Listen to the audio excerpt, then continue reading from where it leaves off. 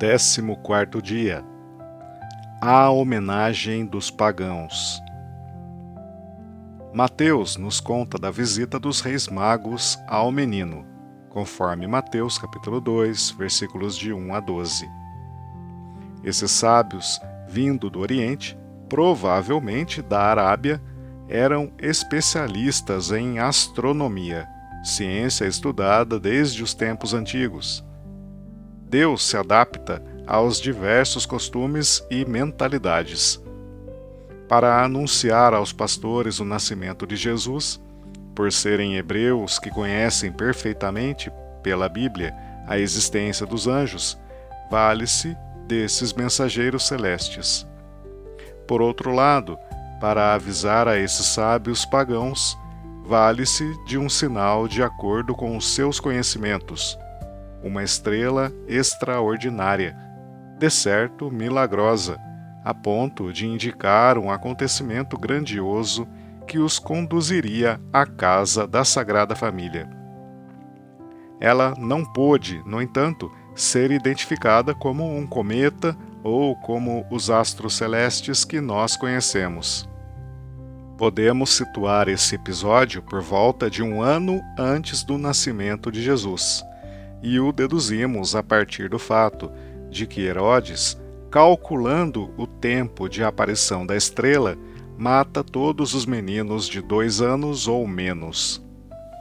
Estamos acostumados a colocar as imagens dos magos nos presépios, pois a Epifania acontece perto do Natal, e é cômodo para nós usar o nascimento preparado anteriormente.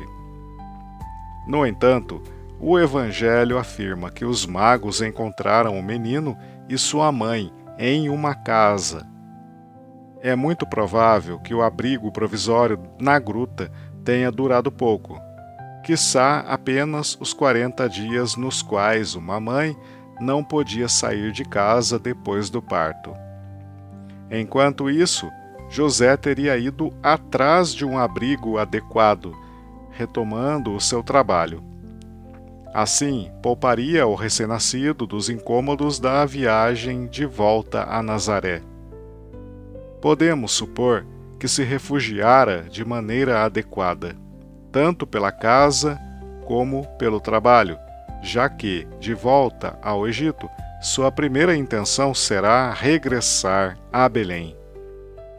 Nesse fato fica reconhecida, desde sempre, a importância salvífica dessa visita. Como Jesus se revelara aos hebreus na pessoa dos pastores, revela-se agora aos pagãos na pessoa dos magos. A tradição explica o valor simbólico dos presentes.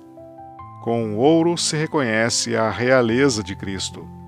Com o incenso, presta-se homenagem à sua divindade. A mirra anuncia a sua sepultura. Por serem 3 presentes, chegou-se à conclusão de que os magos eram 3, ainda que a antiguidade nos transmita diferentes números. Essa homenagem dos pagãos foi certamente prazerosa. Uma alegre surpresa para a família, que interrompe por um dia seu refúgio habitual. Porém, nessa ocasião, a alegria pelo reconhecimento do menino, pelos presentes e pela acolhida festiva, a dor não tarda a se juntar. O final é definitivamente trágico. Os magos são advertidos em sonhos que não retornem até Herodes e comunicam a José, também em sonho, que fuja para o Egito, ou seja, para o estrangeiro, pois Herodes vai procurar o menino para o matar. Evangelho de São Mateus, capítulo 2, versículo 13. A história nos fala de Herodes, o Grande, como um construtor de obras grandiosas, além de reconstrutor do Templo de Jerusalém, mas nos informa, na mesma medida, de sua crueldade sem igual, especialmente contra os rivais políticos ou os considerados como tais. Entre os seus diversos massacres, lembramos que mandou matar 3 filhos e 2 esposas. Com sede de poder, conseguira que os romanos lhe dessem o título de rei e não lhe passava sequer pelo pensamento a existência de possíveis rivais. Por isso se inquieta com a pergunta dos magos: onde nasceu o rei dos judeus? Para um soberano tão cruel, matar os meninos com menos de 2 anos do povoado de Belém não era nada, conforme Evangelho de São Mateus, capítulo 2, versículos de 16 a 18. Calcula-se que esse número variava entre 20 e 30. Não hesitou em cometer esse crime terrível assim que percebeu ter sido enganado pelos magos, que voltaram a seus países sem passar por ele e dizer onde estava a criança, o futuro rei. Foi um infanticídio atroz, como a supressão de qualquer vida humana. Mas isso não evita o horror do terrível assassinato de seres inocentes que, com a aprovação de leis absurdas, são eliminados em nossos países considerados civilizados. A profecia de Simeão começou a cumprir-se logo. Jesus seria sinal de contradição e Maria seria atravessada por uma espada. Os pastores e os magos foram à procura do menino para adorá-lo. Herodes o procura para matá-lo. A presença de Jesus, ainda que tenha vindo por nossa salvação, incomoda a alguns.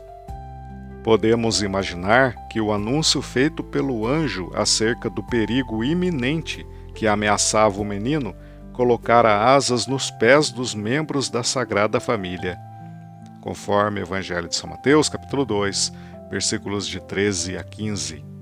Fogem imediatamente, compartilhando assim da sorte dos fugitivos, dos perseguidos políticos, daqueles que se veem obrigados, pela perversidade humana, a abandonar tudo e todos para enfrentar o desconhecido em terra estrangeira.